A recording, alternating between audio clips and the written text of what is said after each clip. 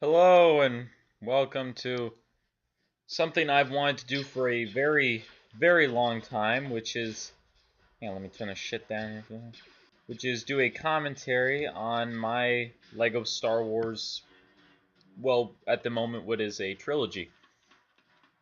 And we're starting with the very first one, Master and the Fallen Apprentice. I'm going to be watching this in the format of course, the full trilogy video, so watch that. Well, you'll be watching this anyway, so.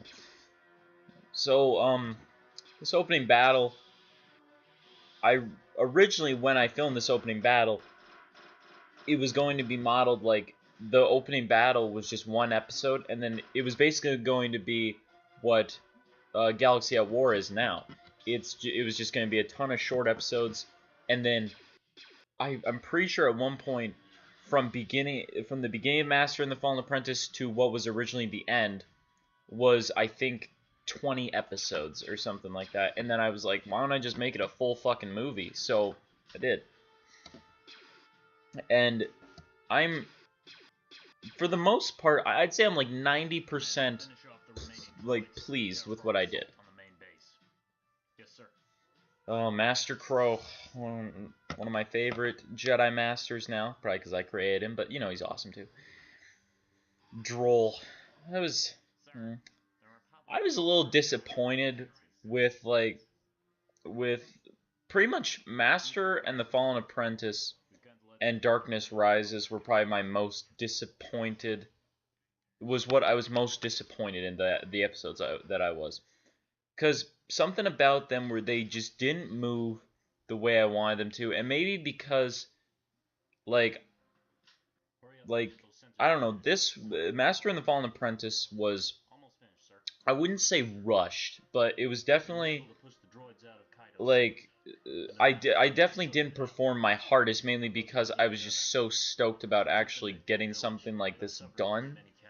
So, I mean, maybe I could have done a little harder on it, but a lot of the stuff, in my opinion, that doesn't look as good compared to as my work improves, Master and the Fallen Apprentice still seems good. The only parts I don't like are the battle scenes that take place outside the base during the bulk of the movie. But anyway, so let's see. Here's Crow and Ox having their little discussion, which was actually an added scene. Originally, this scene of Ox and Mace Windu was not there, but I realized because in original script drafts, Ox was on Coruscant when he had that dream about Crow being killed, mixed with the day that he built his lightsaber, and I was going to be doing this big thing where he's like, you know, I have to go, and eventually he's just like, well, screw the Jedi Council, screw what they say and all that, and then he gets in a starfighter, takes off for Dantooine, but then I was like, I don't really have the effects for that, I don't have time for that, so you know what, I'm just going to have him on Dantooine, and then I realized Mace Windu was on Dantooine during the original Clone Wars timeline before Star Wars The Clone Wars, and even in Star Wars The Clone Wars, they mention that he's on Dantooine, so I decided, hey, you know what? I will put Mace Windu there, and Ox will be with Mace Windu because he will not be at the bulk of the fighting. That's what Crow is doing. But this was the original scene right here. It would cut from Droll to just this. And then I added in the Mace Windu scene and the sensor beacon planting scene. And something a lot of people don't really pick up on right here is that this is actually where they're laying out the base and he's pointing to the entrances and the little red dots are popping up. That's an homage to the episode, oh, fuck, I forgot what it's called, but where Dr. Nuvo Vindi is recreating the Blue Shadow virus, the first episode, the Blue Shadow virus, two-parter episodes. That's like an homage, because that's exactly how it looks when they were laying out the base. And Evan Peel, that is Evan Peel's head, sorry, Master Crow, I have written a history on what happened to his eye and a history on him and Droll. One day, I might actually make that, but right now I just don't know because I'm trying to progress with the story. And, but I don't want to say I have the full thing right now because I don't, but I do have, like, the layout of what happened and how he got his eye, like, gashed out like that, and like how Droll turned to the dark side somewhat, and that kind of stuff. We cannot go around, but we don't have to go all the way around. Sir, Buzz, you take your squad and mount And also, if anyone knows, can you tell me what his torso, Master Crow's torso is from? Because I found it in my Lego box, and I was like, hey, it looks like a cool, unique Jedi robe. I'll try it out. I have no clue what it's from, so if anyone knows, please tell me. And of course, if you are a fan of my newest series, Galaxy at War, which does take place in the same timeline. Like I have connections later on. I will have some small connections to this series, but you know all that. But what I was trying to say was Master Crow's torso is actually the same as Oro Tenub's torso. But yeah, I just want to mention that. Palpatine's hologram, that didn't look too good either, but you know. And as you can see right here, I tried to crop it out, but in the upper right corner, I forgot to add the blue effect to Palpatine's robes because I forgot he was in that shot. So, like, I had the video zoom in the whole time, so by the time it cut to those shots of Droll, Palpatine was already out. See, look at that. Look at that. That is... Oh, that's terrible. Yes, Master. I felt him in the Force. Yeah, Droll's accent, I wanted to do something that would kind of, like, something I like to do when there's an enemy and a hero talking to each other is that, since it's just me voicing them for the most part, I want to try to divide the sounds of the voices. That's why Vetus has, like, a scratchy smoker voice, kind of sounds like Captain Cutlass from my Pirate series, because, well, for one thing, he's been through some shit, but also because, you know, just wanted him to have a different voice. And Droll's accent was kind of based off of forgot what his name was, but the Zygerian slaver from the Slaves of the Republic arc in Clone Wars Season 4. That kind of like Russian accent, you know. Dr. Callow. Probably one of the most throwaway characters I have ever made. He was based off of, like, I forgot what his name is, but there was a doctor in the original EU that was the doctor that created the Death Star. And what happened was Palpatine basically was like, you know, I think he got really pissed off at him, and I don't know if it was because of the Death Star being destroyed or what, but he killed him and then cloned him, killed him, cloned him, killed him, cloned him, and subjected him to that over and over again. I just killed Callow because, like, I didn't know what else to do with him after, like, because Master and the Fallen Apprentice, I didn't really expect it to be as big as possible because originally it was supposed to end with Ox being knighted and that was the end of it. It was like A New Hope. It had a book, like, beginning, middle, end, boom. And then if I wanted to pursue sequels, I could, but I didn't have to. And then I just wanted... I wanted to end production. I was just like, this is taking too long.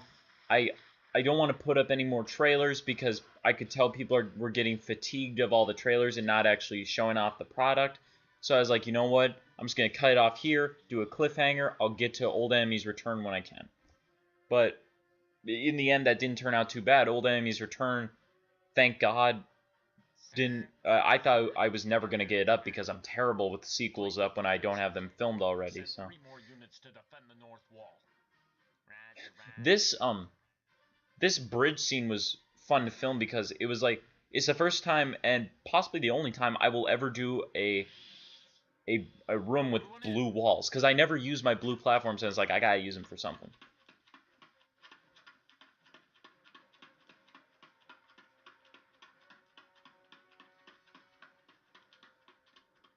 Something else I didn't mention was that Crow, when I was going through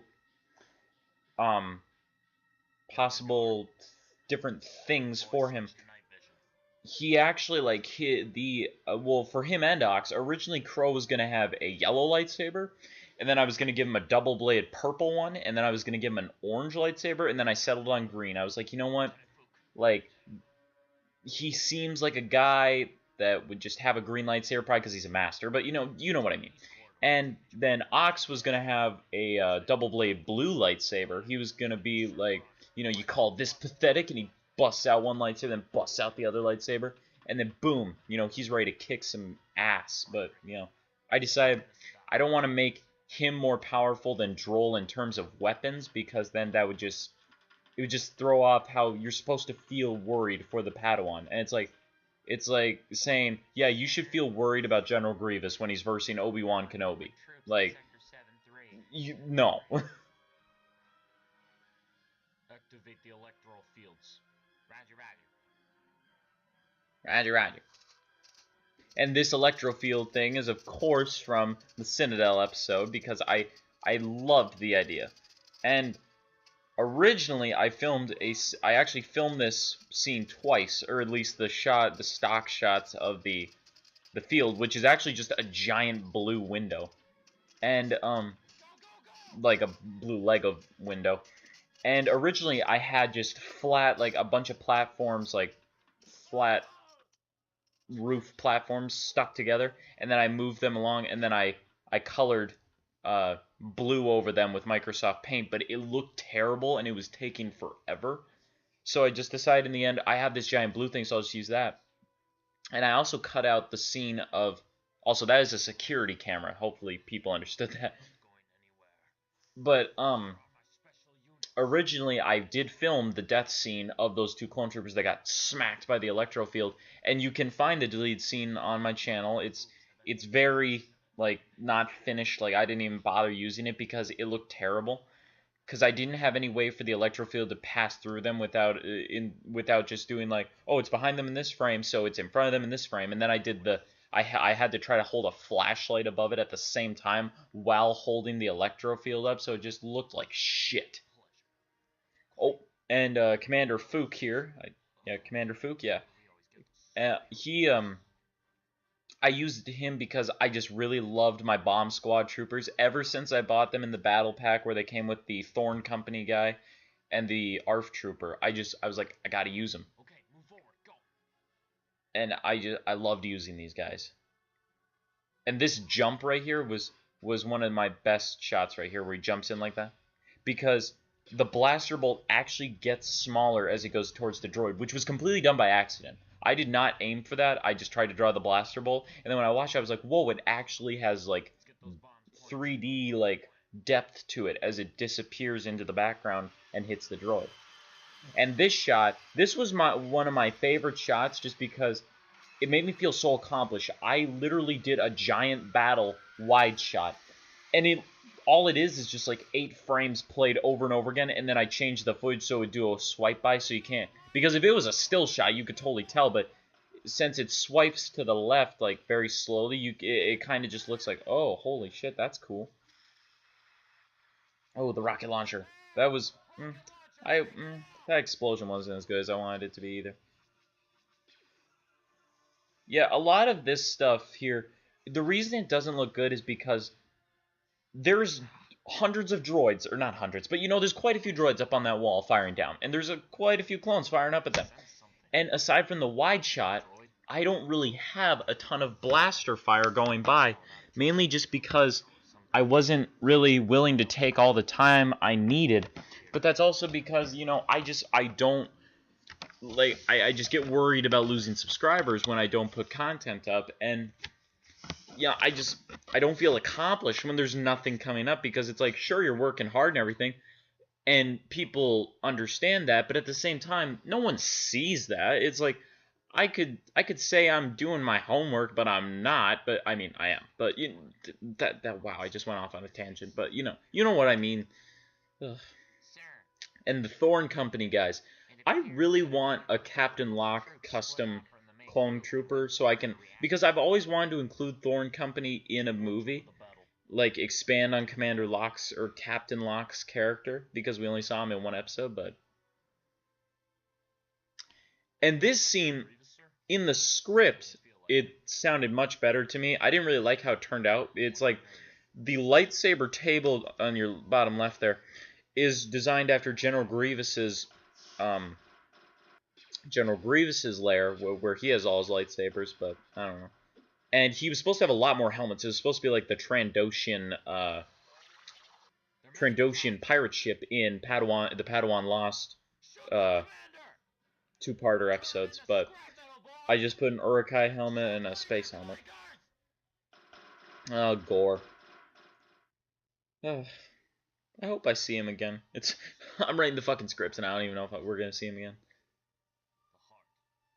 This, I love this monologue right here because what it is, it's from, I believe chapter some. Chapter 10 maybe, I don't know, of the I'm sure someone could tell me, of the original Clone Wars series. You can find it on YouTube too. It's Luminar Unduli instructing Barriss while Barriss finishes building her lightsaber when they're on Ilum. And I love the monologue. I first saw it when I was like 10. I found the original Clone Wars series. I just stumbled upon it. I was like, hey, what's this? And I saw that and I was like, oh my god, that's amazing. I was like, I have to use it. And then, and also Ox's dream, like not where he wakes up, but the dream, that was filmed months ahead of when I finally built up to the scene, because it took me about 2 months to build up to that dream scene. But that was like that, the dream part itself where he's building the lightsaber is actually one of like the first few things I filmed. And of course that walker in the background to your left there with all the blue things on it, that is the original version of the 315th walker in Ganch's battalion when they attack Dantooine in Darkness Rises. Or Darkness Rising? Darkness Rises? I forgot what it's called. See, one thing I was worried about was I wanted to make Ox's arguments against Windu valid. I didn't want to make him like Anakin Skywalker in Attack of the Clones where he's like, but Obi-Wan is not fair and he's stupid. I didn't want to make him too angsty, but he still is a kid. So it's like, you know, of course he would be a little angsty, but I didn't want to make him too angsty. So, you know. And I love this shot. That shot where like pans over and he zooms out and then Trapper zooms out with him. Trapper really disappeared. Like, after they arrive at the base, he just kind of disappears. And that, I love the sound of the grenades clicking on and beeping. That is also from the 2003 Clone Wars when the ARC troopers zoom in to go rescue Ki-Adi-Mundi from General Grievous in chapter 21, I believe, 21, something like that. Or chapter 16, I don't know. Chapter something. And, when they dropped the grenades, they cut the music out, so it was perfect for me to use, and I loved it. And this scene right here was not in the script. It cut out right there. We held on everyone, then Fook yells, open fire, and that's where it cut out. But I was like, you know what? Fuck no. I'm going to show a fucking massacre. And then it turned out to be like one of my favorite scenes of the entire movie. And that took forever to do too, because the close-up shots of the lightsabers took forever because it was such a big plane to drag the mouse across. Like when in the far, that's why I like my lightsabers to be from far away shots, because then it's just like one swipe up and down on the lightsaber and you paste the whole thing with the color. But you know, I got a little Kylo Ren in there, and like a lot of people that I know were laughing because they're like, hey, he uses the Hobbit sword? That's kind of stupid. But it's not meant to be that. It's meant to be like how the Republic Commandos had their combat knives, or, you know, how the Bad Batch had their combat knives. And I used the Hobbit sword. And I continued it in Galaxy at War with Gramps and Asher. Asher? Yeah, Asher were using combat knives. But you know. And where's a shot I loved right here was...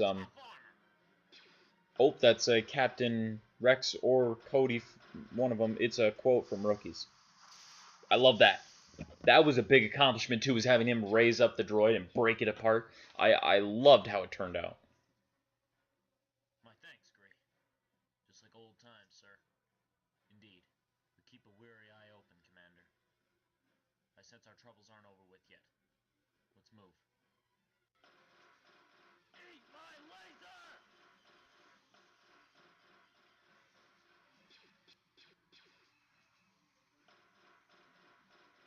Yeah, especially this final part where like they're finishing off the droids. That's where I especially didn't enjoy it.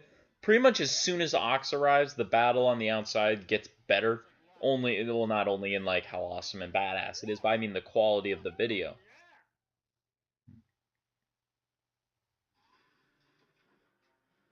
And something I very much like made clear to myself, even in the script, was when that door opened, I wanted it to coincide with the sound of the Jedi Temple March coming on. Like I told myself, that is how it has to be done, or else you're not going to do it, because I wanted it to match up perfectly.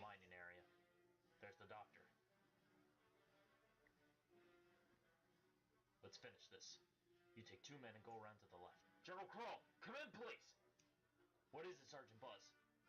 The droids are going to overrun our position. There are too many of them. Hold the line as long as possible, Sergeant. If you have to, pull back to the base, but only as a last resort. Hold the line. Yes, sir. We'll try. Buzz out. All right. And this actually shocked me that Master and the Fallen Apprentice was allowed to stay on YouTube, because the Sarlacc pit music is very, very protected. And the fact that I was able to use it just makes me so happy, because Return of the Jedi is my favorite movie of all time. So, made me very happy. And anybody who's a fan of Aliens, you know that the guy holding the heavy Gatling gun thing yelling, "Let's rock," is a perfect homage. Idiot Brick Doctor, you know what I'm talking about.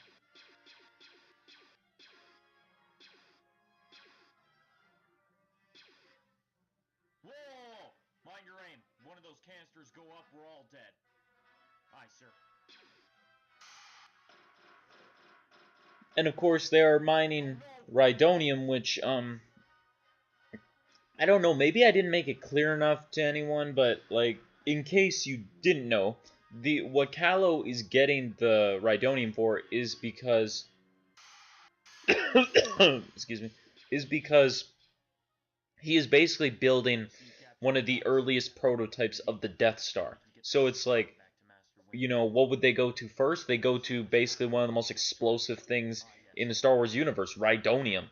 And then he fails, the base blows up, and it's helped to, like, the reason the charges do so much damage is because there's fucking Rhydonium in the base. So, you know, of course, that's going to completely go, you know, atomic bomb on it. So, and like basically how because I was thinking about this in my head after I edited this scene together. I was thinking, how exactly would the whole thing with Fook coincide with this raid on the control room go? And I guess basically it would be like, as soon as that we cut away from Fook, it would be that scene right there where he contacts Crow. Like they would start raiding this room, and then just as they were starting to do that, Droll would show up in the control room, or in the reactor core, and start slaughtering the bomb squad, and then it would cut back to them doing this. I just didn't want to cut those scenes together because that'd be too confusing. And we both heard what was on that comlink. You really want to run after that? Fook and his men could still be alive, and I'm not going to abandon them if they are. Get going. I'll meet you back outside.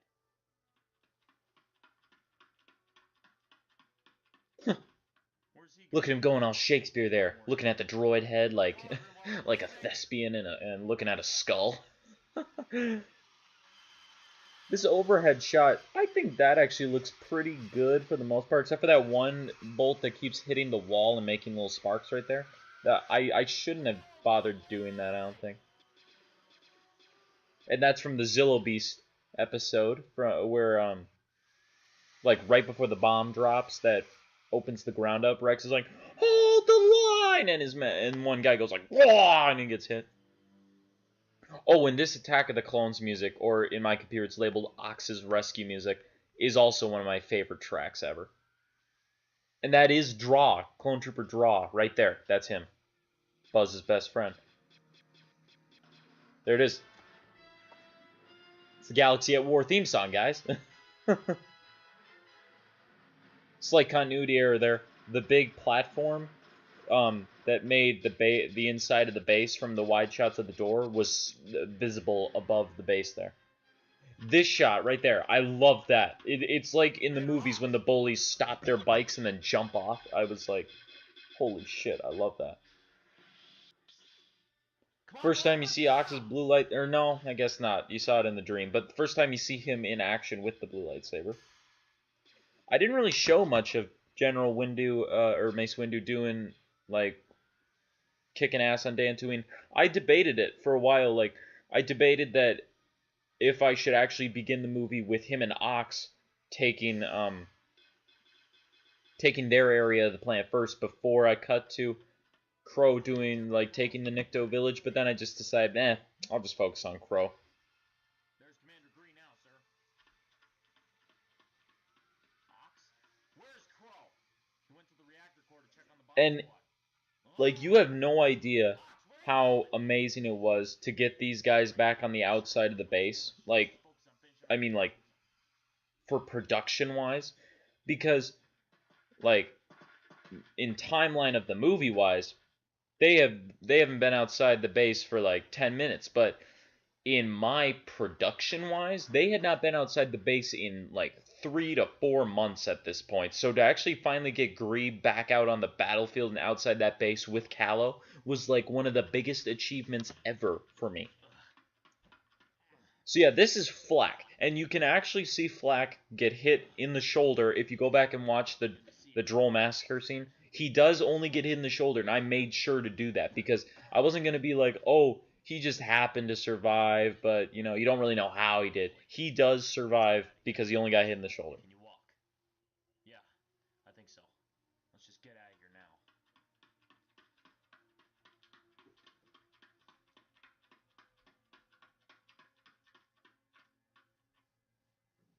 Flak. And I really like this scene. Like, it just...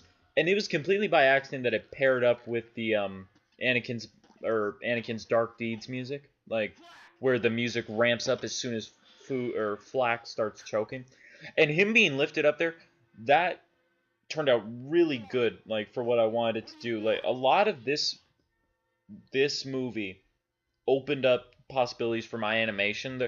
For some reason, I accomplished a lot of lifting in this movie. Like a lot of stuff is lifted up off the ground, and it looks really good. Add a little bit of dripping water back there for effect. This the Duel of the Fates cue. Oh, love that.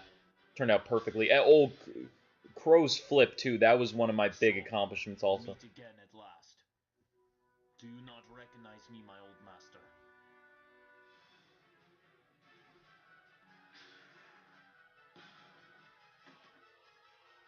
Yeah, something I also wanted was that I didn't want the fight to just immediately go into, you know, pew, pew, pew, pew, fighting. You got to build it up a little bit. You got to be like, you know, it was like, you got to be like the Return of the Jedi fight. You got to build that shit up. But how? Or like the Empire fight. You maybe 1 or 2 strikes, then some talking, then some threats, and then a little bit of goofing around. Then, you know, then you get into the fight. And it was the one thing that helped me live. Kane, this isn't you.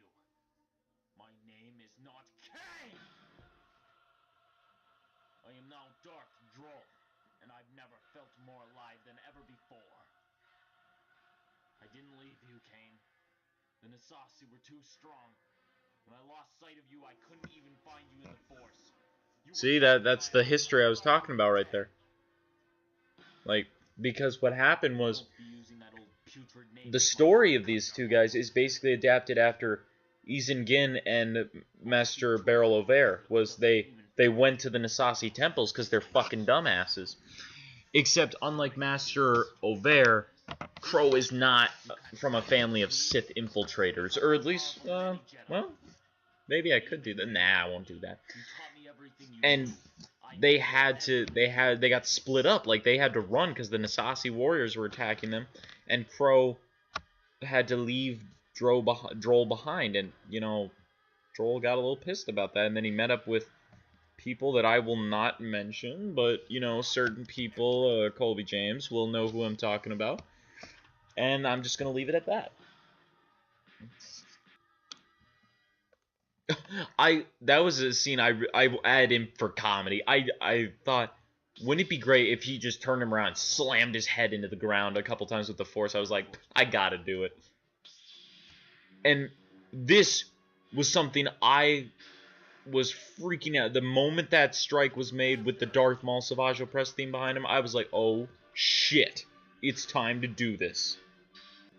Oh, like, I have no complaints about the animation in the lightsaber fight. I thought it turned out perfectly for my standards of, like, how my films usually look.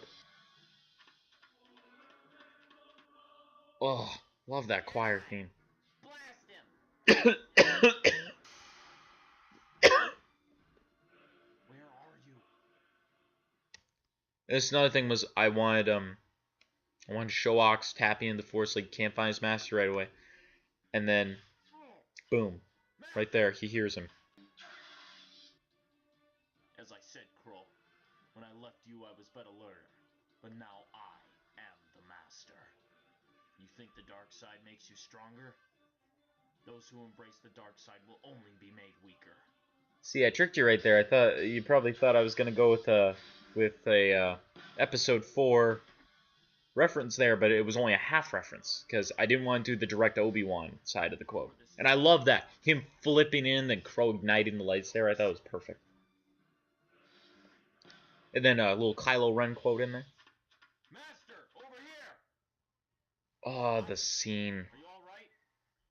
Yes. It's good to see you. Master, look out! No!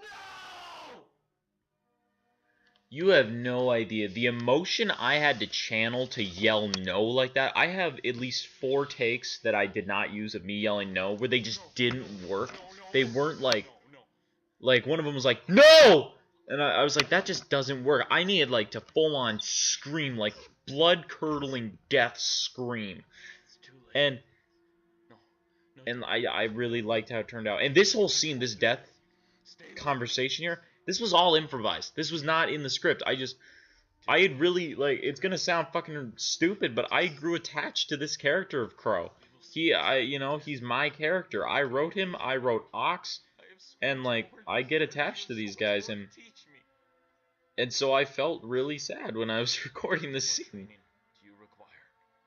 Because originally he dies, like Crow just straight up is dead and there is no talking, which fuels Ox's anger even more. The fact that he never said goodbye to his master. But I think but at the same time, he still didn't get to say goodbye to his master because his master kind of died mid-end words. So it still worked. I just loved using, like, doing that conversation, and I loved using this music. But originally, in original script drafts, before I changed the scene, Ox and Crow, originally, Droll was going to get up, and then he was going to try to kill Crow, but Ox was going to, like, summon the Force and, like, blow him back. And then they were going to basically take Droll together, and then Droll was going to whip out the double-bladed red lightsaber, and then they were going to fight, like, Phantom Menace style.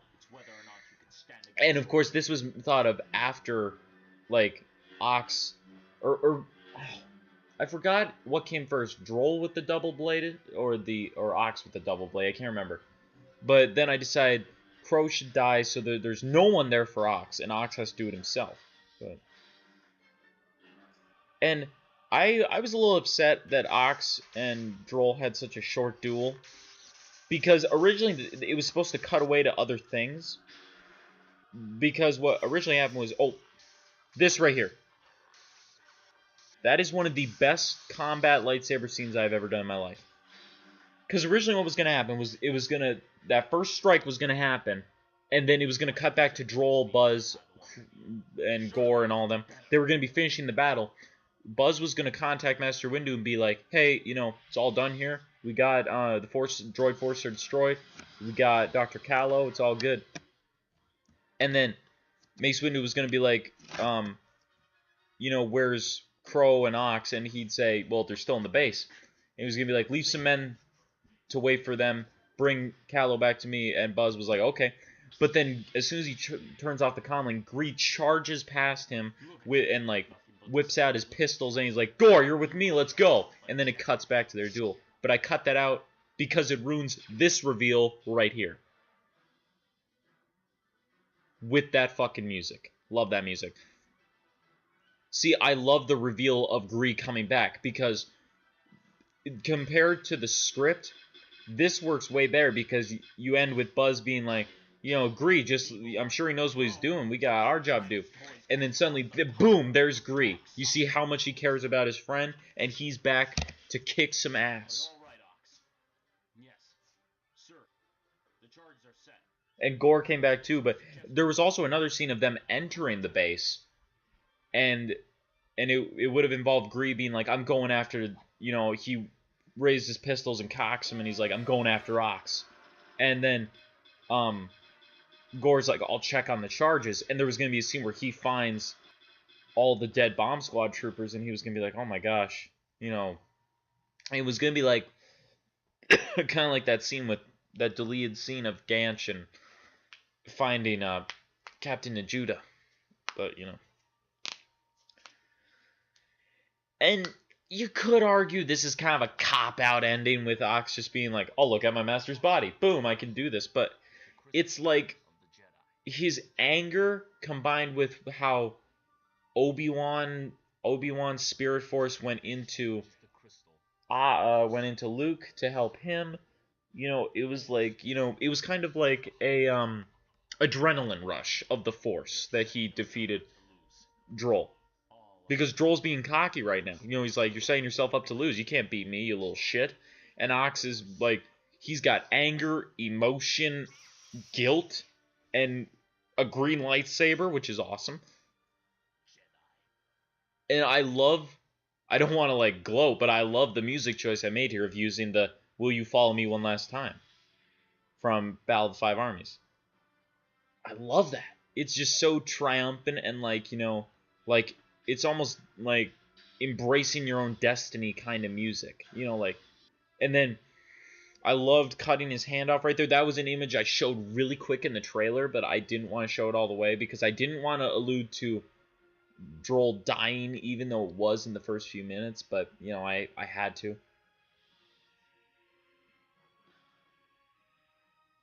And then this is also where he gets up right here, and this is an homage to Darth Malgus's defeat from was it Satele Shan on Alderaan in the Old Republic, right there where he slams him in with the Force, and then you think he's dead because Malgus was of course not dead, but this is Droll's death. Like not quite yet. See, he's alive.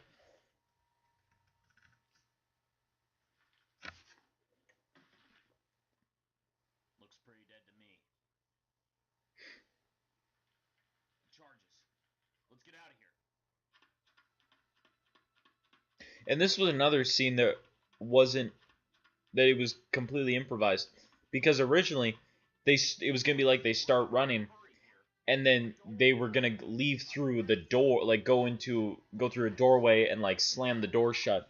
And right before the door shuts, he looks back at Crow's body and he's just like, "Goodbye, Master," and then he slams the door shut. But I was like, no, that doesn't work. I need him to try to get Crow out of there.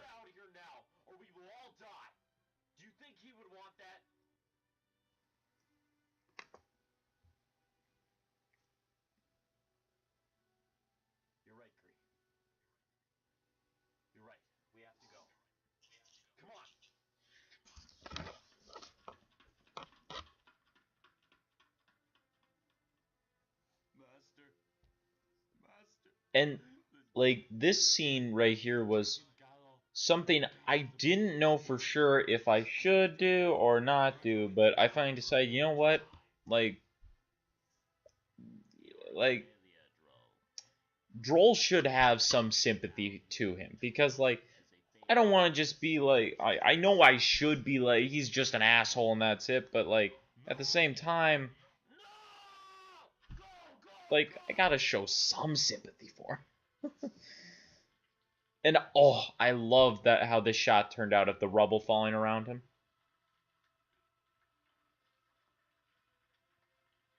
And this is another shot where, like, just for maybe those few seconds, he was thinking, maybe I made a mistake. You know? And then the music cue up right here. And that's the end of it. Just before death, he finally realized probably that maybe I made a mistake.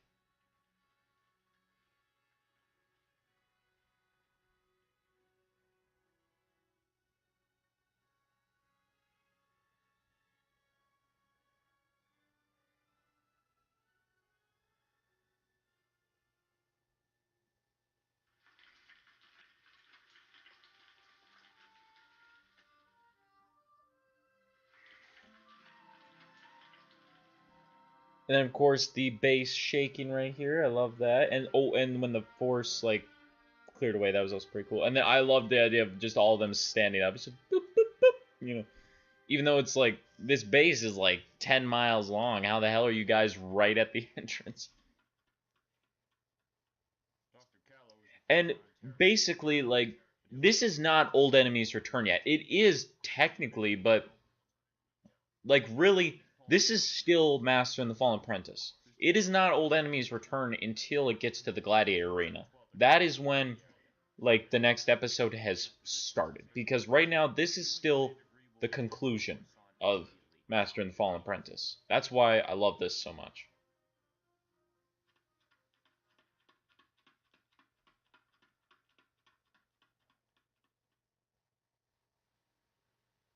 And this scene, I showed this in the trailers for Master and the Fallen Apprentice, even though it got pushed to Old Enemy's Return. And what it is actually an homage to Brain Invaders when Anakin interrogates Poggle the Lesser. The only difference in this version is there's no translator droid, no Darth Vader music, and Kylo speaks English. Because see that line right there, that was what the translator droid said, and Pog was like, this little Geonosian language. And this was one of the first times where I really, really expressed emotion in my acting for these characters, because, like, scene-wise it's not, but filming-wise, like, when I filmed certain things, this is one of the first times I showed a ton of emotion with the yelling and everything, because I filmed this, even before Droll killed Crow, like, stabbed him. That's how long ago I filmed this.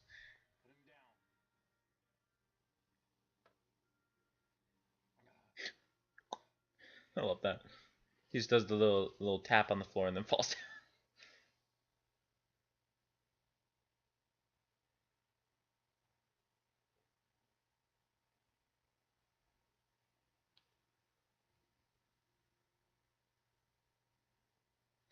And then, why are people always talking to me?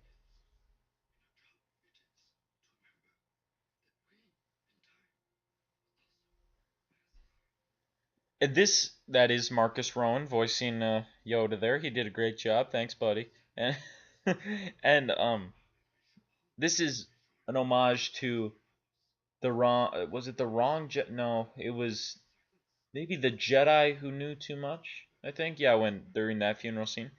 And I put Admiral Akbar back there because, he's one of my favorite Star Wars characters. And Ganch is also at the funeral as well. I don't know how many people actually noticed that, but he's there. And the Tusken Raider that Tusken Raider Jedi is an Easter egg for those of you who know the story of Darth Krayt. That is why he's there. And, yeah.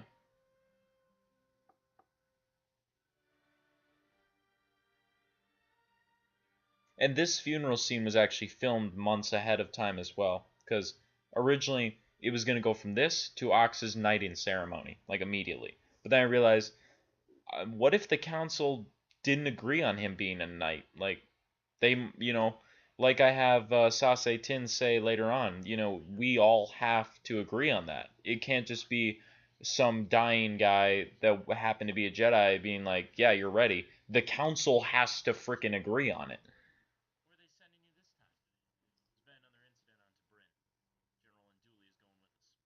And Tabrin, if no one else noticed, is the planet where the battle was that Greek came up with his name. So timeline-wise, it makes no sense that he's going there right now, but he said another incident on Tabrin, so actually it does make sense. He's going back to the planet where his name came from, so how freaking about that? God, I'm stupid. And so basically what happened when he got there was, because now everyone shut up and listen to me. Even though you've already been doing that for 45 minutes and 39 seconds. Go to Idiot Brick Doctor's channel and watch his series that he's doing right now, because it is a connected series to mine. We are doing a connected universe. So whatever you see in that series happened also in my series, and what happened in my series happened in his.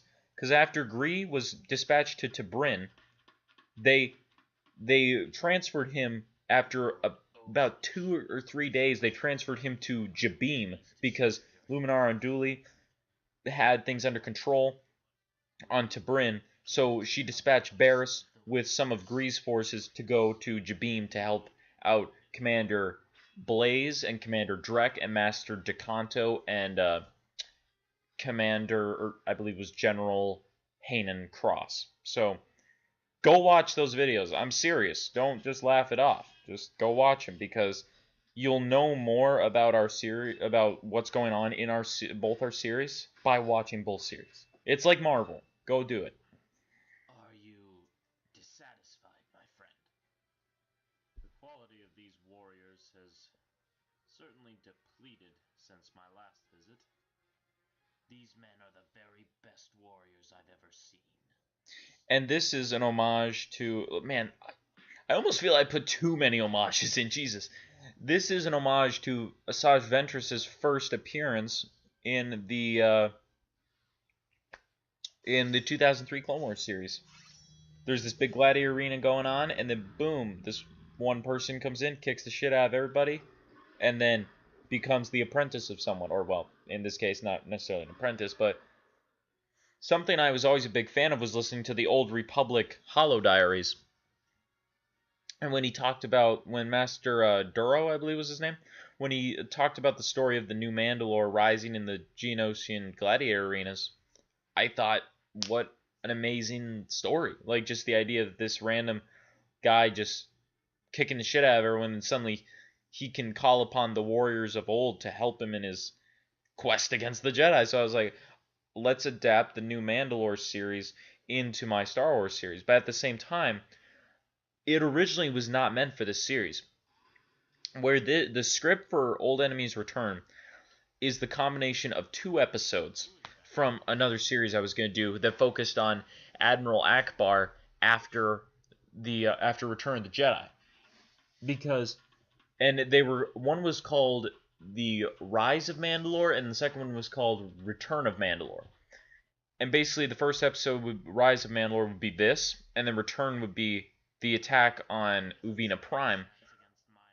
But instead, it was going to be the Mandalorians attacking a rebel base where General Riken is stationed, and they would kill General Riken in the end and steal the coordinates for all the fleets and rebels, shit like that. But I scrapped that series because I was like, it's just not working. Like, the series just wasn't looking that good. But I might adapt some of the scripts into another thing. Into maybe I'll adapt them into some Galaxy at War episodes. I don't know. And I just love doing the idea that he only had an axe to start with. Like it just shows how badass he is. He's like, yeah, I've got the Darksaber. Do I want to use it? Fuck no. I'm gonna take out everyone else like the way a real warrior does, with a regular weapon. Sadly, yes, that is the cousin of Master Jaden Keldar. No, it's not. The Darksaber was something I was kind of worried about creating, because it's like the reverse form of a lightsaber. When I paint the lightsabers with Microsoft Paint, I always draw the full, like, regular color, like the green and red. I'll paint that first, and then I paint the middle white part later, and that's easy. But with this, I had to paint the black saber completely white, and then paint the black on after that. So it was like a little weird, a little backwards, and it confused me. Come now, my good man. What is your name?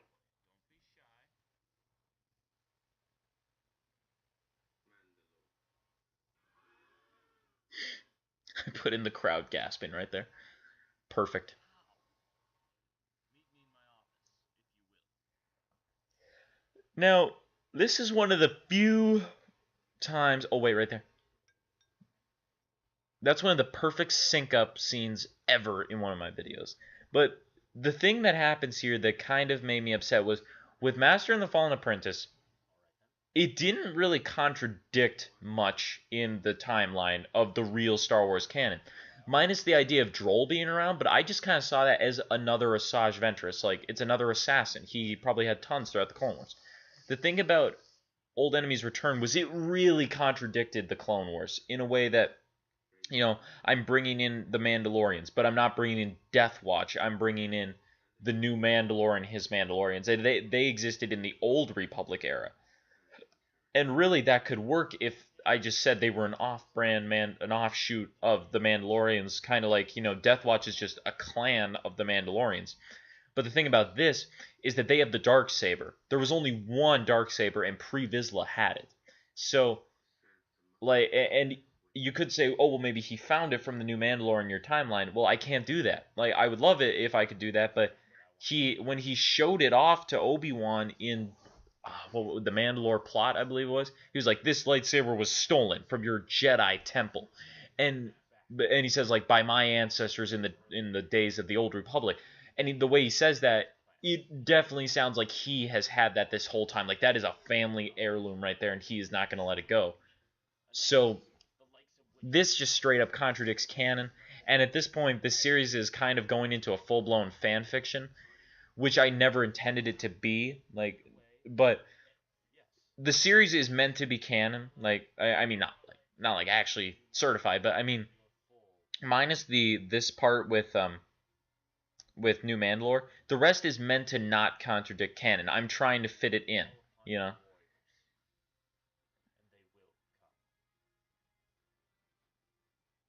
And I love this part where he's calling on the warriors and everything. By the way, Idiot Brick Doctor, you did a great job as New Mandalore, I'm just saying. I love that music cue right there. They're like, what?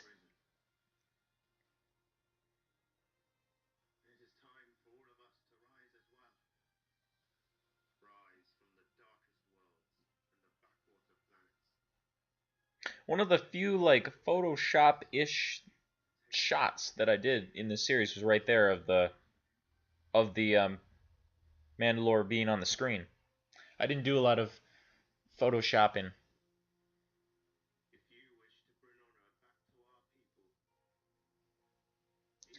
And like something I questioned to myself was like, in 3 days he amasses an entire army, but in the Hollow Diary, Master Duro, no, his name was Elucius, or it was Elucius Duro or something like that. He said something like amassing an army overnight. The new Mandalore attacked the Republic in open war, or something like that. So I was like, oh well, almost overnight. Well, fuck yeah, they can do it in 3 days. I loved doing the Jedi Council.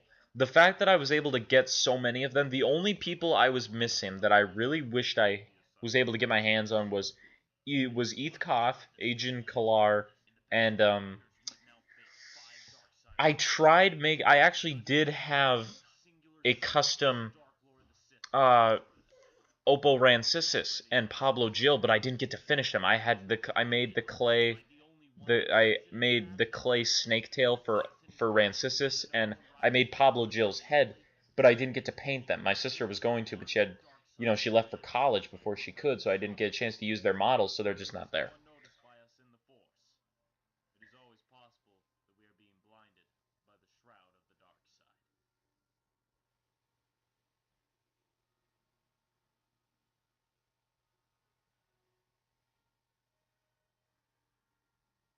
As for other matters, Dr. Callow has refused to give up the location of the weapon he was building, or what it is. You see, I don't even know what the Rhydonium is. After Master and Fallen Apprentice, I didn't really know what to do with Callow, because, so I just had him kind of, they would mention him every once in a while, like, oh yeah, we're interrogating him. Nothing's really happening. Just keep doing what you're doing. Palpatine has been requesting more knights for months now. Oh, and to the left there, that is meant to be Depe Palava. It's like a really shitty custom version of Depe Palava, who is Kanan Jarrus's, or Caleb Dune, I think is his real name. But yeah, it's his master.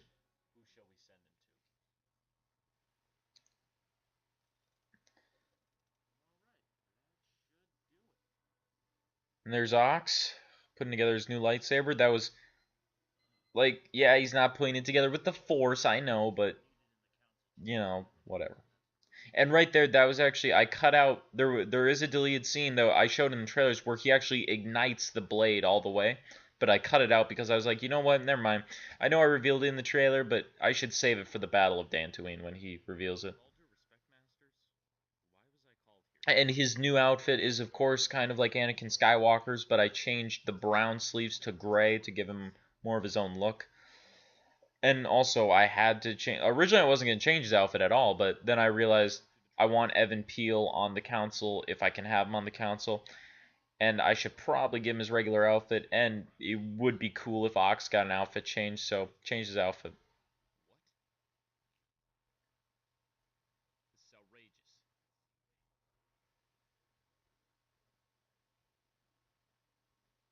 I am ready. My train is complete. My master said it himself. And this is kind of like the episode 3 freak out scene, but not as bad. I mean, wow, I did that. As bad. Not as bad, you know.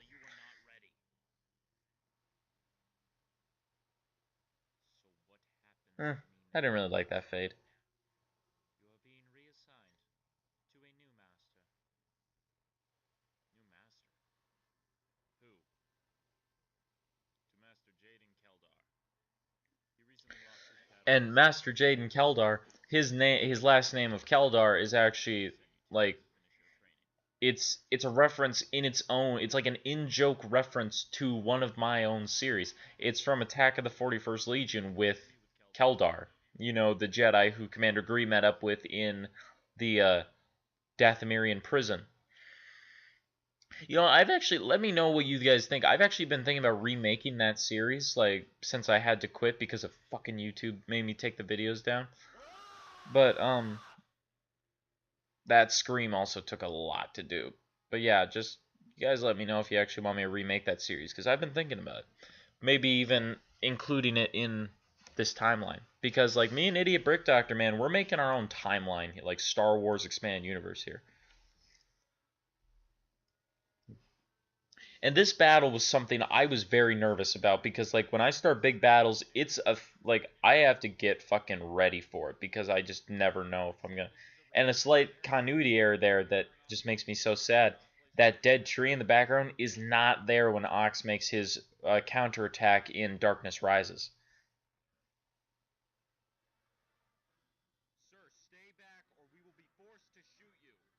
This is probably one of my favorite moves ever in one of my videos. It's just like, boom, take that, bitch. And then, I don't know where I got that sniper rifle, but I use it a lot. Man, this is Patrol 3 requesting backup at the main gate. We're under attack. The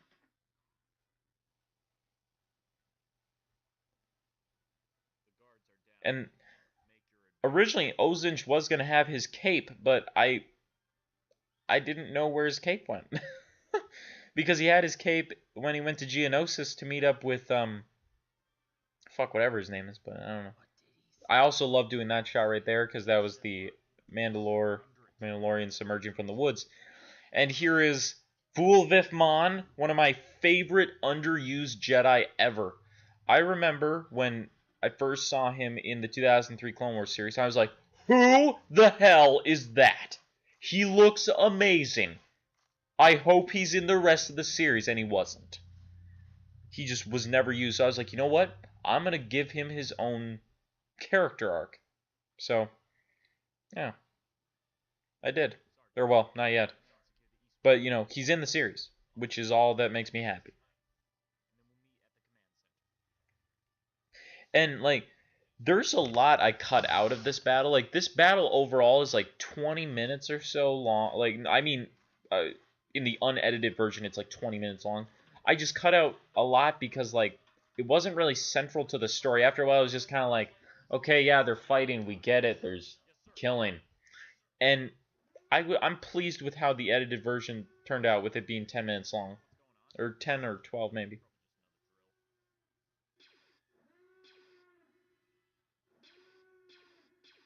And I also wanted to keep the continuity of how the Death Watch and Mandalorian stuff were always yellow. Like, Mandalorian blaster bolts were yellow, their holograms were yellow, so I was like, even though these aren't Death Watch, I'll keep the yellow.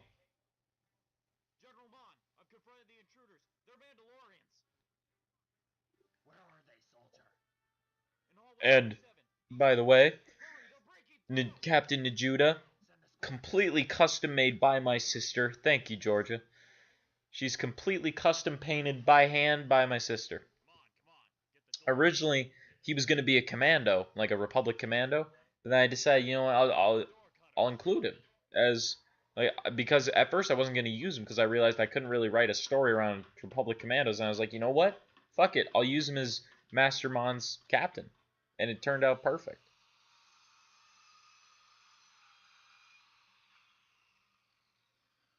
And I got to use the power saw piece for something. I was very happy about that, very happy.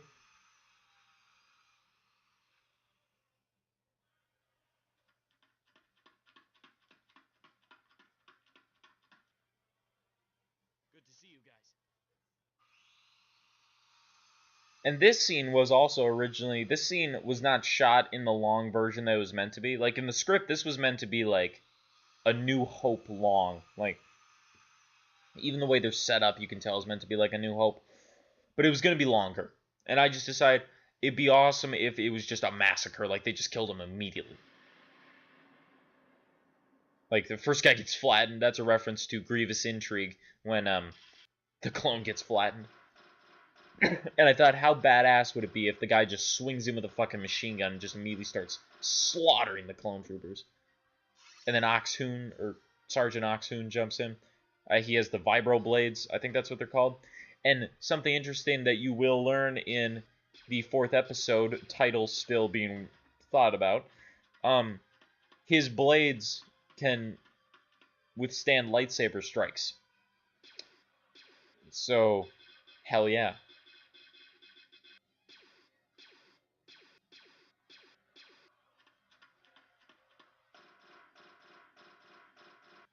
And there's a shot right here where that trooper's gun is taken away from him, where right there, or wait, no, not quite yet. There's Ozinch right there. I love the idea of Ozinch just killing him with, like, by flipping his gun around with the Force, because that's an idea I took from X-Men, where Magneto turns all the policemen's guns around on them. I was like, what if he actually opened fire on them? So I used that. And this, you know why I use this? Something happened at school. I forgot what it was. I was really depressed that day, and I was just really pissed about something. So I know it sounds really fucking violent, but I was like, I'm gonna have a clone trooper get his neck sawed out with a power saw. And I was like, afterwards, I was just like, what the hell? And yeah, there was a lot more of that, where it was like full-on hand-to-hand combat and like close quarters shit, but I cut it out because you could consider me to be an asshole about that, but I figured, you know, it's long enough. Get them back up! Hurry! And I loved doing this where you're focused on the dead body as the soldiers walk by and don't pay any attention to him. I love that. And this is basically like the final, like, you know, we gotta do this. The flipping gun thing. It's always been a favorite move of mine. Yes, sir. I want you to deliver Yeah, Master Vulvif, Prince of Persia, if you could look at his torso there. information they do not have. Delete everything. Access code, fleet formation, star charts, even the supply manifest. Delete it all. Delete it all. I always found that funny how I said that line. Delete it all. The bronze lightsaber. That is also something that was changed specifically from my angle, because Mon has a green lightsaber in canon. Or, well, not even canon, because he's not in canon, I don't think, because the old series is Legends now. But originally, Lobaka, who is, I believe, Plo Koon's master, was the only person to have a brown lightsaber. And then I decided, well, that's meant for Jedi with supreme, like, superior physical strength, or an upper body strength. And I was like, you know what? I think a fucking Wolfman Jedi would have that. So, gave it to him.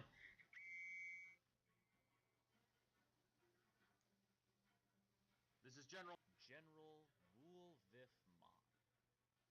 I must say, I'm rather disappointed that the army that was able to take down the Galactic Empire was able to simply be taken out by my men. Who the hell is this? This is Commander Ozinch of the United Mandalorian Legion. Well, Commander,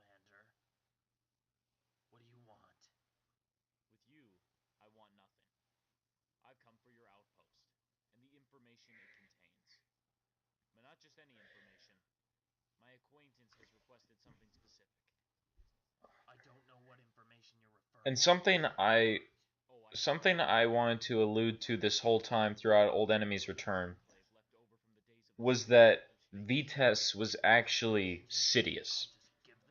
Like I didn't want to make it outright that Vites was this new Sith Lord guy, so I didn't mention him. Originally, the whole, like, all of what happens in Darkness Rising, or Rises, whatever it's called, it was going to be Old Enemy's Return. Those were going to be one movie.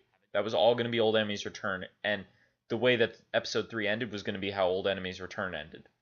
But it was taking too long, once again, and I was like, you know what, I might as well just split them, because, you know, I'm not going to go from a 39-minute movie to a 1 hour and 10-minute movie. But, oh, the epic drum music. Builds suspense. I loved using this theme. I don't know what, I think it's just stock epic drum music from YouTube. 88.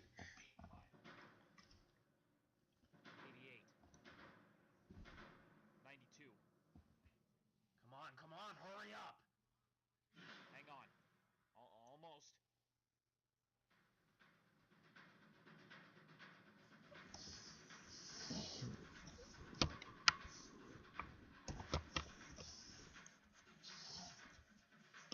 The suspense is building. And as you'll see right here, I got kind of lazy with my explosion.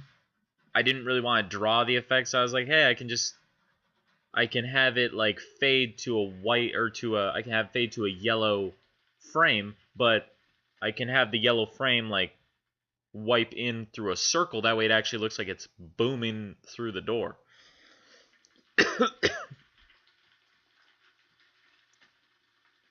And the music coming up right here is actually is it there? I can't tell.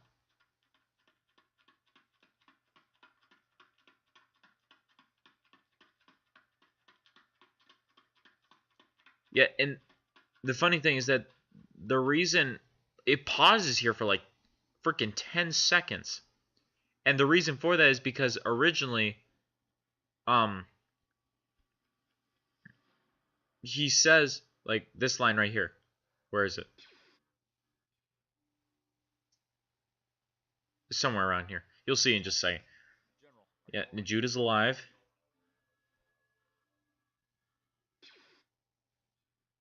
We're not gonna make it out here, are we?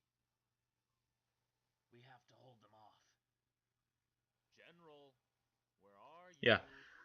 This line right here originally appeared in that 10-second time gap of just silence just a second ago, because I cut that out because I wanted him to say it right there, that where he just said it, but then it was before too, so it was like he said it twice, and I was like, what the hell? And the reason I didn't just cut it out completely was because it screwed up the musical cue, and I had already put all the musical cues in.